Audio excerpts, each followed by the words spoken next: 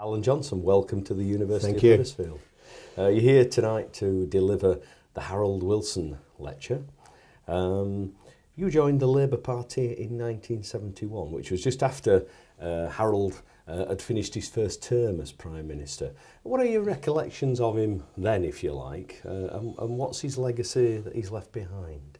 My recollection is of a figure who was intrinsically linked with the 60s and all that produced, you know, whether it was presenting, I think it was an OBE to the Beatles. The contrast between Wilson, who had a northern accent, smoked a pipe, didn't wear +4s, didn't go out grouse shooting, you know, was such a contrast with the old school Conservatives who'd ruled us for 13 years. And of course he was up against originally Alec Douglas Hume, part of the kind of landed gentry. And the contrast between Wilson, who, you know, had gone to university but was born in modest circumstances, you know, worked his way up, didn't go to public school, went to state schools, was palpable. And it was kind of the first time. And the fact it was in the 60s and the legislation that Harold Wilson brought in under his administration, Race Relations Act, abandoning the death penalty, homosexuality becoming legal, outlawing backstreet abortions. I mean, all of that was an incredible time of change. And building houses, record numbers built, 425,000 in 1 year, 1968, still a record. So, you know, what I'm saying in the lecture is he means a lot to me professionally, but he means a lot to me personally, because, you know, me and people like me were the recipients of what he introduced, not least of all, of course, expanding higher education, the Robbins Review that he commissioned, the Open University that was his idea. So he meant an awful lot. And by 71, when I joined the Labour Party, you know, I can't say that I remember I'm going to go and join the Labour Party because I want to join Harold Wilson's party, but of course it would have been Harold Wilson who'd been there by then for what, 7, 8 years. So throughout my kind of burgeoning political awareness, who would have been a major influence on me joining, which may be a good or a bad thing, but Harold Wilson was phenomenally popular. You know, his popularity ratings never went below 58%. So at his lowest, at his nadir, he was getting a 58% approval ratings. Mm-hmm. Politicians now would die for 58%, and that was the lowest he got. He's enormously popular and influential Prime Minister. Currently, you're heading Labour Party's pro-Europe vote. Tell me, Alan, why should we stay in Europe? Labour in for Britain. For the same reasons that we went in 75 and had an overwhelming referendum. That was another contribution that Harold Wilson made. And ironically, we're going through the same thing again, and there's a lot of parallels between now and 75. But basically, Wilson said, he wasn't a natural European. Heading of my speech, he's a reluctant European, but he'd come to realise that the only way to resolve the problems of the 20th century, as it was then, was by countries working together. It was an increasingly interdependent world.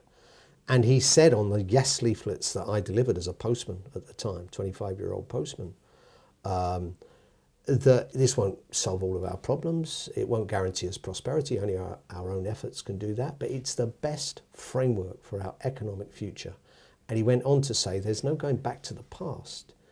Britain will never have an empire anymore. Britain is in a completely different position. And post-war, the other thing that convinced Wilson, post-war, countries working together in Europe was to stop countries going to war with each other in Europe. You know, my grandparents and your grandparents, the drumbeat of their life was a war in Europe every 20 years, slaughter, millions died.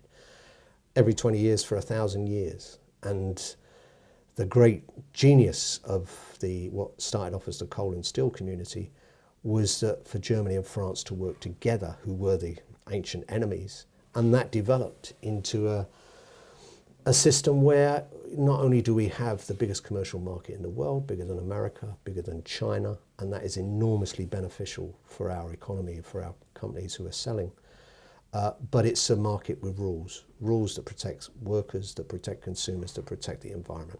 And frankly, wrenching ourselves away from that and walking off into splendid isolation after 41 years of membership does not make a modicum of sense.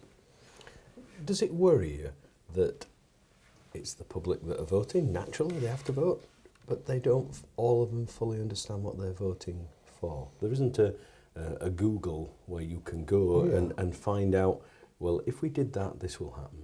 It doesn't worry me because I think they want to understand, and there is a lot of help online, by the way. This will be very much a social media campaign as well, but there are apps. Infax is one, Doorstep EU is another. They're free to download. You can look up any subject you want. So it doesn't worry me because I think those people want to know more. This is what we're hearing, and there's a long way to go, of course, till June the 23rd.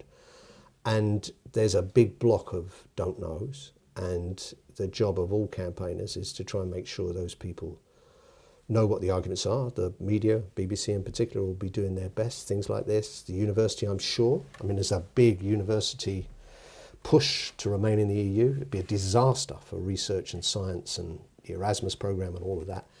So universities will be keen to ensure people know, as will companies that trade in Europe. So I think by the time we get to June the 23rd, people who still haven't made up their minds won't be able to say it's because there's no information out there. I mean, probably we'll get the other complaint that, oh, we're sick of this, we've had too much information thrown at us.